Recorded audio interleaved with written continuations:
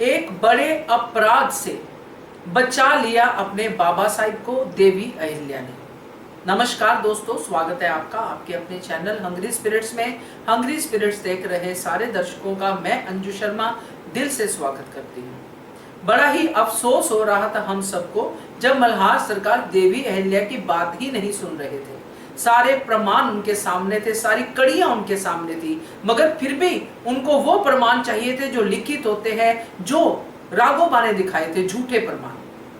तो देवी अहिल्या को जब ये समझ में आ गया कि बाबा साहिब अभी सिर्फ राघोबा की बात ही सुन रहे हैं, क्योंकि वो लखोटे पे लखोटा दिखाते जा रहे हैं और कहीं से उनको जरूर मोहर मिल गई होगी माधवराव पेशवा की, इसीलिए वो उस मोहर का नाजायज फायदा उठा रहे हैं।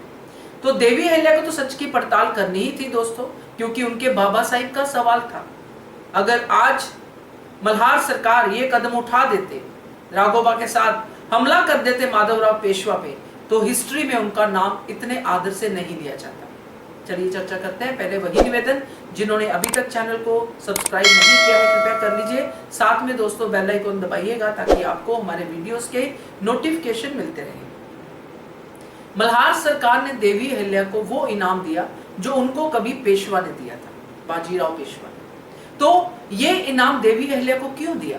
क्योंकि अब मल्हार सरकार खुद भी ये बात समझ गए कि जो मैं डगमगाया था वो देवी अहिल्या नहीं डगमगाई। देवी अहिल्या पे भी कम प्रेशर नहीं था। अगर राघोबा का मल्हार सरकार पे प्रेशर था तो मल्हार सरकार का देवी अहिल्या पे प्रेशर था। देवी अहिल्या कितनी बार रोई हैं कि मेरे बाबा साहिब मुझ पे यकीन क्यों नहीं कर रहे हैं। एक एक बात उन्होंने बड़ी क्लैरिटी के साथ मल्हार सरकार को समझाई, मगर मल्हार सरकार की आंखों पे मित्रता की पट्टी थी कि मेरा मित्र मुझसे झूठ नहीं बोलेगा। वो तो सबूतों के साथ बता रहा है कि ये लिखा है, मेरी तो सरदारी सूबेदारी जा रही है।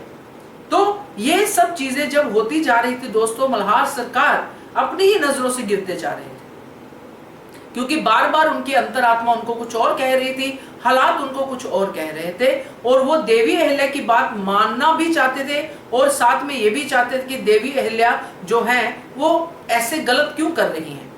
सब कुछ डबल चल रहा था उनके अंदर। बात मानते तो राघोबा खिलाफ हो जाते, गद्दी चली जाती, मालवा मुश्किल में पड़ जाता।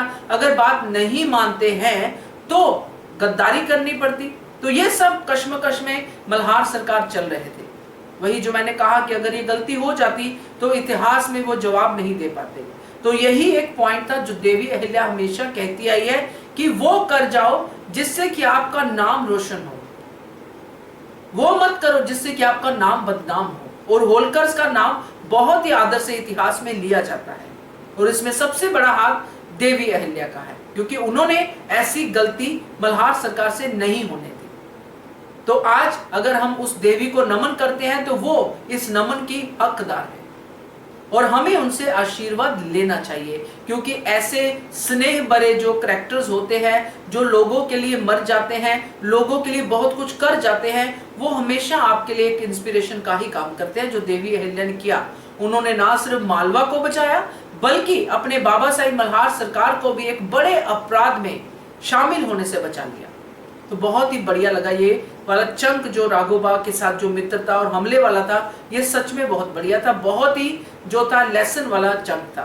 तो कैसा लगा आपको भी बताइएगा, क्योंकि अब तो जागेंगे बाद में ये राघोबा, जब देवी अहिल्या से वो दुश्मनी का बदला लेना जो भी करेंगे वो करेंगे, मगर फिलहाल के लिए उनको रास्ते से हटा दिया और मल्हार सरकार को बचा लिया देवी अहिल्या ने। क्या कहते हो आप इसके बारे में कमेंट कीजिएगा। देखते रहिए channel hungry spirits. Thank you so much. Subscribe to our channel by clicking the subscribe button. Click the bell button and enjoy the latest uploads from our channel.